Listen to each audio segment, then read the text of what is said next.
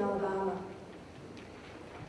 When I get to be a composer, I'm going to write me some music about daybreak in Alabama. And I'm going to put the prettiest songs in it, rising out of the ground like a swamp mist and falling out of heaven like soft dew. I'm going to put some tall, tall trees in it, and the scent of pine needles, and the smell of red clay after rain, and long red necks, and poppy-colored faces, and big brown arms, and the field daisy eyes of black and white, black people. And I'm going to put white hands, and black hands, and brown and yellow hands, and red clay earth hands in it, touching everybody with kind fingers, and touching each other, natural as dew, in that dawn of music when I get to be a composer and write about daybreak in Alabama. Yeah. I want to look at the pacing of this. There's the I'm gonnas, and they're repeated, and you can feel that it's quite leisurely in the beginning because he takes his time to repeat I'm gonna, and I'm gonna, and I'm gonna. He could just say, I'm gonna write me some music and put the prettiest songs in it and put some tall trees in it. You'd be sped to the end pretty quickly. But he's taking his time. He's being very deliberate. He's seeing everything one step at a time. I'm gonna put this in it.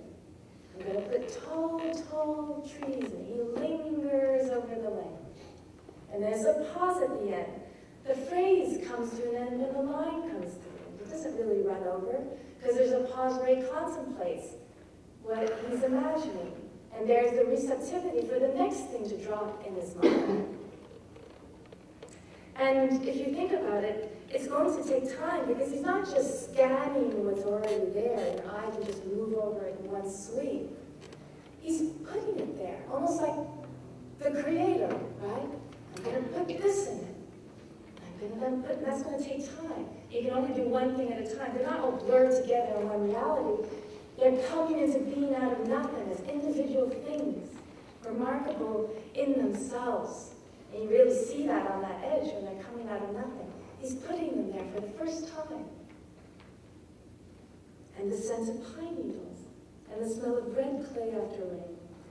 And then it starts to pick up, and the phrases get smaller, shorter, right? So you get to the ands quicker, and long red necks, and poppy-colored face, and big brown hands, and. You see how it then picks up because they're closer together? And the field daisy eyes, and then it really speeds up here of black and white, black people. I think that's such an amazing line because you wait for the offbeat to come, and it doesn't come, and so you're sort of tripping over yourself until you sort of lunging towards the end of the line. And I'm going to put white hands and black hands, and the hands are all there, and the hands, and there's multiplication. And then this crescendo of racial harmony is reached. He's been composing, right? Which literally means put next to each other, pause it next to each other. He's been composing, and now there's this crescendo of a utopia, right? What a dream. In that dawn of music when and so it seems to be circling back to the beginning, right? It's not a circle. The circle is broken. It's ruptured violently in that dawn of music when hesitation. By itself, isolated, facing what? The air, nothing. Where everything before was mixed together, the red clay hands with the brown, with the yellow, and touching everything and everything naturals do, when separated from its dream, get to be a composer. Separated. Daybreak, separated from Alabama. You start this poem off, you take it for granted. When I get to be a composer, it's in one line.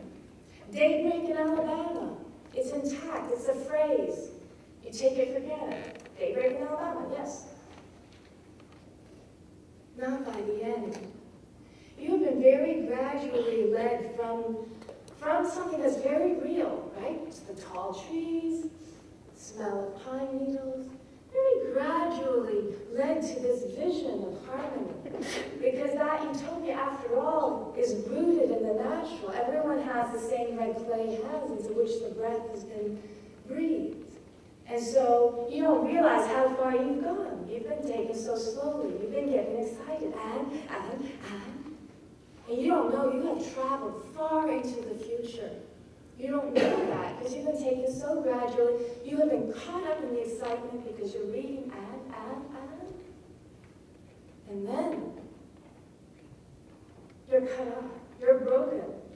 The line, when I get to be a composer, you realize, wait, you're taken back into the present. You've moved so far in the future, it's not a circle. You're taken back in the present, and you realize what a difference between the dream and how things are now. And when Alabama, there at the end, it is dark in Alabama.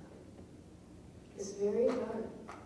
And in the beginning, there was a kind of innocence. When I get to be a composer. And you let yourself go along with that, right?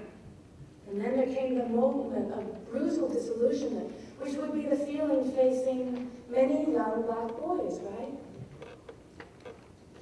Who are dreaming, and then the dreams are taken from them. And it's the dream that everyone has. It's the fall that everyone takes when you realize, no, it's not the way it is.